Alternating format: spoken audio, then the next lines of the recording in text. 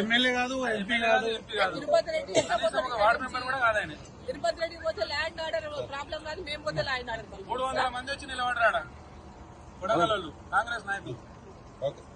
తిరుపతి రెడ్డి ఎట్లా పోతే అంతమందితోనా? ఆయన 144 సెక్షన్ లేదా? ముఖ్యమంత్రి అందరికేమో 144 సెక్షన్ లేదు, మాకు మాత్రం 144 సెక్షన్ ఉందా? ఏమన్నారు సార్? ముఖ్యమంత్రి గారు తమ్ముడు అన్నపోతేనేమో ల్యాండ్ ఆర్డర్ ప్రాబ్లం రాదు. మీరు గంట కింద తిరుపతి రెడ్డిని పంపించారు కదా, ఇట్లకెళ్ళే పోయిండు. ఇట్లనే పోయిండు. మన్నగూడెం కాడ మీరు ఆపారు,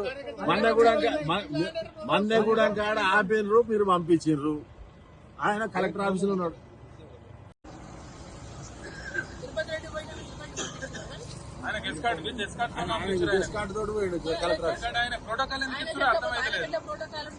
ఎమ్మెల్యే కాదు, ఎంపీ కాదు, వార్డు మెంబర్ కూడా కాదు. ఆయన తిరుపతి రెడ్డి పోతే ల్యాండ్ ఆర్డర్ ప్రాబ్లం కాదు, మేము పోతే ల్యాండ్ ఆర్డర్ 300 మంది వచ్చి నిలబడరాడా కొడగలలు కాంగ్రెస్ నాయకులు. తిరుపతి రెడ్డి ఎట్లా పోతే అంతమందితోనా? ఆయన 144 సెక్షన్ లేదా? ముఖ్యమంత్రి అందరికేమో 144 సెక్షన్ లేదు, మాకు మాత్రం 144 సెక్షన్ ఉందా? ఏమన్నారు సార్? ముఖ్యమంత్రి గారు తమ్ముడు అన్నపోతేనేమో ల్యాండ్ ఆర్డర్ ప్రాబ్లం రాదు. మీరు గంట కింద తిరుపతి రెడ్డిని పంపించారు కదా, ఇట్లకెళ్ళే పోయిండు. ఇట్లనే పోయిండు. మన్నగూడెం కాడ మీరు ఆపారు,